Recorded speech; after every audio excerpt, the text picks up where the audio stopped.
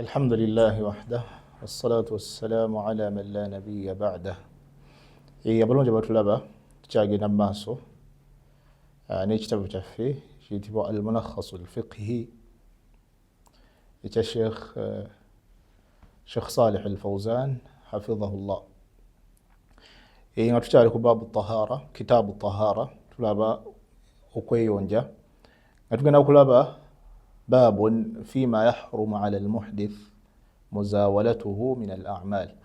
Tugenda kulaba emirimu egiri haramu nga tegikkirizibwa kubeera nti gikolebwa omuntu nga talina wuzu. Waliwo ebintu ebimu nga omusiraamu talina kubeera nti abikola okugyaho nga ayina wuzu, nga mutukuvu olw'ekitiibwa ky'emirimu egyo, olw'ekitiibwa ekiri mu mirimu egyo, nga okugikola alina kubeera nti akoze eki, asoose kufuna wuzu.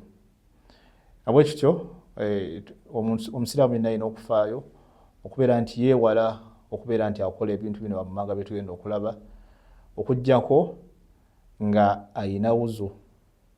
Waliwo ebintu ebimu nga omuntu alina kubeera nti talina kye bayita hadath al akbar oba asghar, nga talina kizuusi kitono oba ekinene, nga talina bukyafu bwonna. Obunene tutegeezaamu al-hayd, al-nifas wal-janaba. Tutegeezaamu ekizuuso ekinene, tutegeeza okubeera nti omuntu kimwetaagisa kunaaba mubiri gwonna. Kati ng'omuntu ng'omukyala ali mu nsonga ze eza buli mwezi, oba omukyala amaze okuzaala ng'akyali mu mbeera eyo gy'alimu ey'okubleedinga, oba omuntu avudde okuba nti abafumbo ababiri nga bavudde mu mbeera zaabwe ez'obufumbo nga balina okubeera nti basooka kukola ki? Kunaaba. Ate ekizuuso ekitono tutegeeza okubeera nti kyo kyetaagisa kufuna wuzu ya bulijjo, nga kyo kikuvaako. Era bye bintu bya bulijjo ebimalako wuzu. Naam, mu bintu bino, ebintu nga omuntu talina kubeera nti abikola okuggyako ng'asoose kufuna wuzu, kabe nga alina ekizuusi kitono oba kinene, alina okubeera nti akola ki? Afuna wuzu. Alina okubeera nti tabikola, kabe nga alina ekizuusi kitono oba kinene. Ekisooka okukwata ku Qur'an. Omuntu bw'aba nga talina wuzu, talina kukwata ku ki? Ku Qur'an ey'ekitiibwa. Nga talina wuzu, talina kubeera nti akwata ku Qur'an ey'ekitiibwa. Asobola ogisoma nga agiggya mu mutwe bw'aba nga talina kizuusi kinene. Ekizuusi ekinene twakirabye, okubeera nti yeetaaga okunaaba omubiri gwonna. Naye ekizuusi ekitono kimwetaagisa just funa bufunyi wuzu. Ekizuusi ekitono kireetebwa omuntu ayinza okuba yagenzeeko emmanju n'amala haja, n'amala short ko oba long ko, n'ebirala byonna ebimanyikiddwa mu bintu ebimalako omuntu wuzu, okuyisa omukka n'ebirala. Naam, kati nabbi Allah subhanahu wa ta'ala w'ekitiibwa Allah yagamba nti la yamassuhu illa al-mutahharun. Omuntu takkiriza okubeera nti akwata Qur'an okuggyako ng'asoose kukola ki? Kubeera nti mutukuvu. La yamassuhu illa al-mutahharun. Tewali agikwatako Qur'an eyo okuggyako abatukuvu. Naam, okuzizira ku aya eno, omuntu talina kubeera nti akwata ku Qur'an okuggyako ng'akoze eki? Ng'alina wuzu. Yadde nga waliwo abamanya bamu abalaba nti aya eno yali etegeeza bamalayika ab'ebitiibwa. Naye waliwo abamanya era abalala balaba nti nedda, etwaliramu bamalayika n'abantu bonna tebalina kubeera nti bakola ki? Bakwata ku Qur'an. Yali tetegeeza amalayika bokka, wabula yali n'abantu bennyini tebalina okukola ki? Balina okubeera nti tebakwata ku Qur'an okuggyako nga bafunye wuzu. Era nga beesembesa ne hadith ya nabbi sallallahu alayhi wasallam. Nabbi yagamba nti la yamassu al-Qur'an illa tahir. Tewabaawo akwata ku Qur'an okuggyako omutukuvu. Nabbi obubaka buno oba leeta eno oba ebigambo bino yabisindikira ahlu al-Yaman abantu be Yaman nabagamba nti la yamassu al-Qur'an illa tahir, tuwabawo omuntu akwata ku Qur'an okujjako nga mutukuvu. N'olwekyo kiraga lwa hadith eno ti omuntu wabanga toyina wuzu toteekeddwa kukolaki kukwata ku Qur'an. Era nga Sheikh al-Islam Ibn Taymiyyah ge madhhabu geba kyekyo kyalaba nti omuntu alina kubeera nti akwata ku Qur'an okujjako nga afuna wuzu, kyekigambo kye. Era ye kennyini yagamba nti huwa madhhabu al-a'immati al-arba'a, kyekigambo kyabamanyi bonna abana, Imam Abu Hanifa,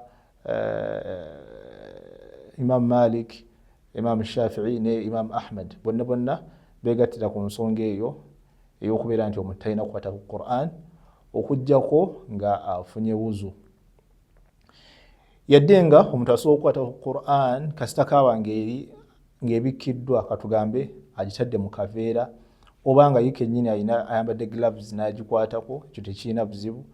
Asobola n'ogisoma ng'agijja mu mutwe, oba n'akwata gloves n'ayambala n'abikkula nga tagikutteeko kwegamba directly, wabula nga alina kyayambadde mukono kati nga gloves. Awo omuntu asobola okubeera nti akwata Qur'an n'agibikkula n'agisoma, tekirina buzibu. Era tekikkirizibwa muntu kubeera nti asaala essala nga talina wuzu, kabe ya farada oba sunna. Omuntu tokkirizibwa okubeera nti osaala essala nga tolina wuzu. Era ekyo kiriko ijma' y'abamanyi bonna, abamanyi bonna bakyegattako. Olwa aya egamba nti ya ayyuha alladhina amanu idha qumtum ila as-salati faghsilu wujuhakum wa aydiyakum ila al-marafiqi wamsahu bi ru'usikum wa arjulakum ila al-ka'bayn wa in kuntum junuban fatahharu. Aya eyo etulaga Allah subhanahu obujulizi obulaga nti omuntu talina kubeera nti ogenda osaala essala okujjako ng'olina wuzu. Tolina kubeera nti oyimirizaawo essala okujjako nga olina wuzu. Era nabbi yagamba nti la yaqbalu Allahu salatan bighayri tahur, hadith mu kitabo kya Muslim. Omuntu talina kubeera nti asaala, Allah takkiriza essala yonna ey'omuntu akoze eki atalina wuzu. Allah yana hadith endala nabbi yagamba nti la yaqbalu Allahu salata ahadikum idha ahdatha hatta yatawadda. Omuntu yenna wakola ekintu ekimumalako wuzu, agenze manju neyeyamba n'ebirala ebimalako wuzu, omuntu takkirizibwa okubeera nti asaala essala hatta yatawadda, okutuusa nga akoze eki nga afunye wuzu. Ekyo era omuntu yenna takkirizibwa okubeera nti okujjako nga weerabidde n'osaala nga tolina wuzu, awo oba tolina musango.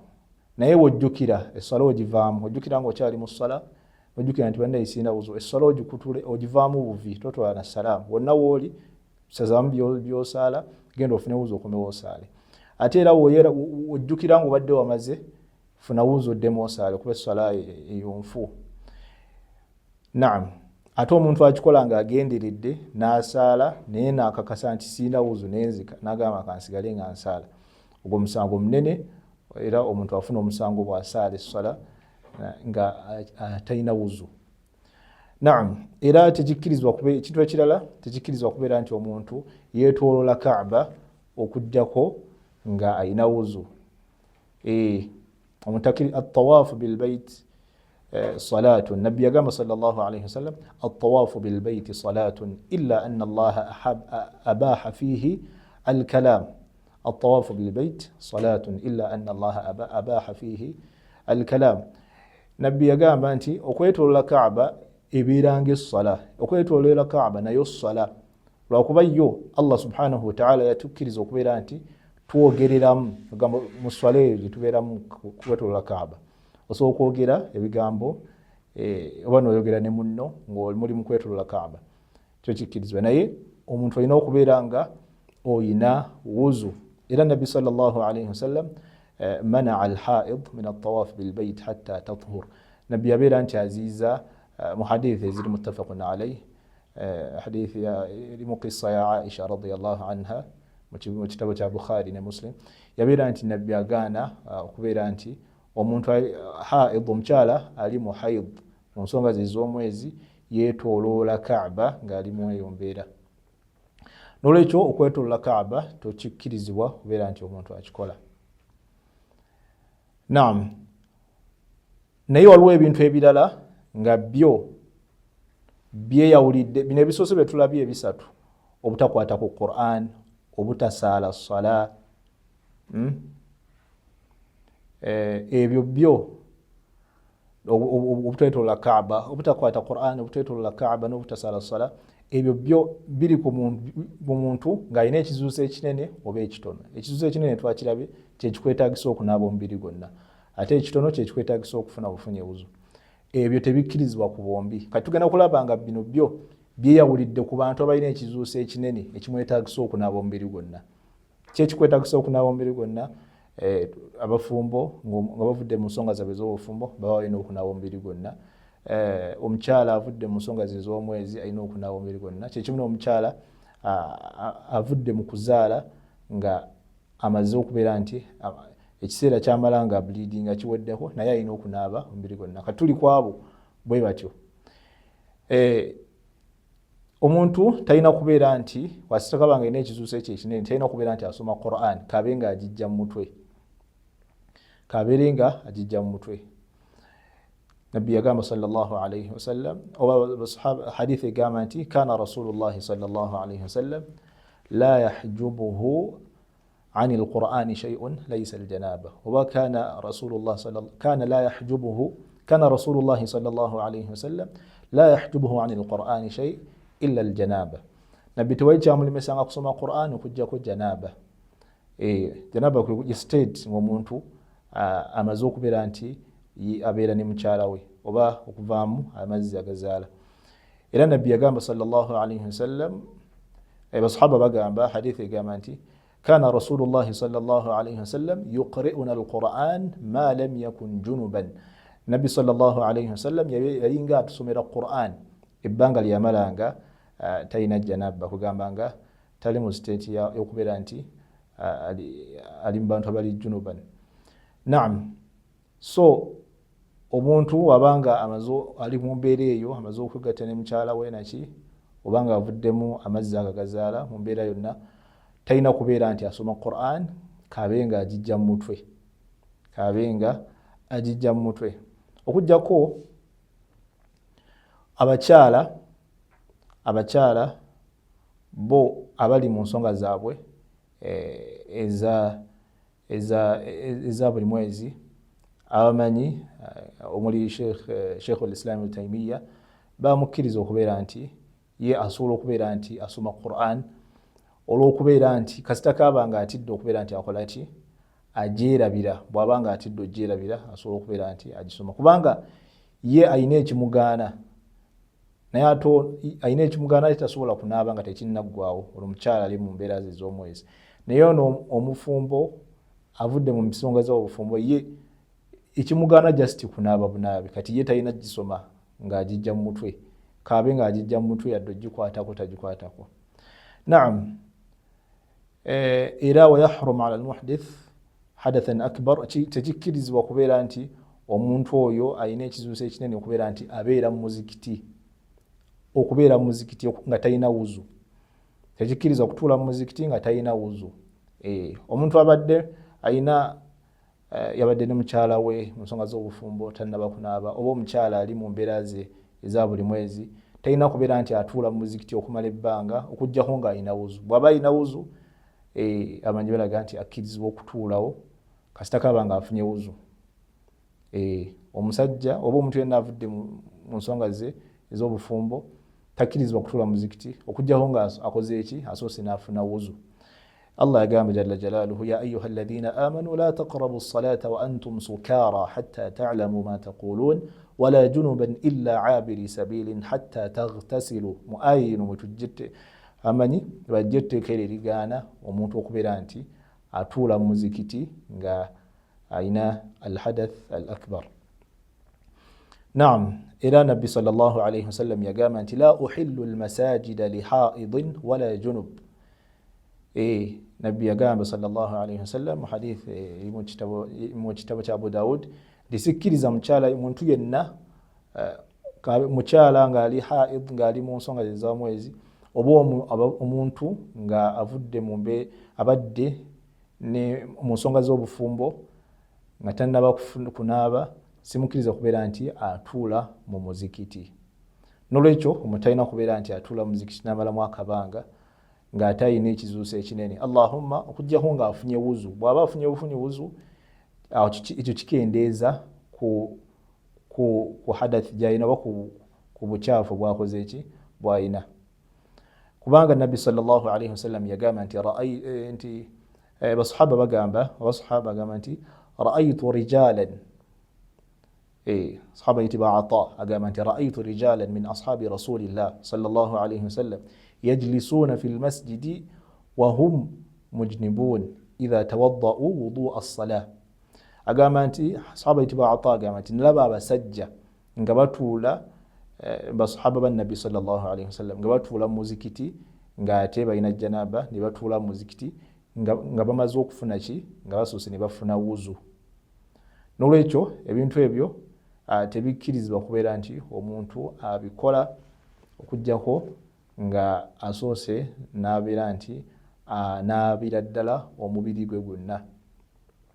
Ebintu bino okubeera nti omuntu abeera mu muzikiti oba okukwata ku Qur'an oba okugisoma, omuntu alina okubeera nti anaaba omubiri gwe gwonna kasita kaabanga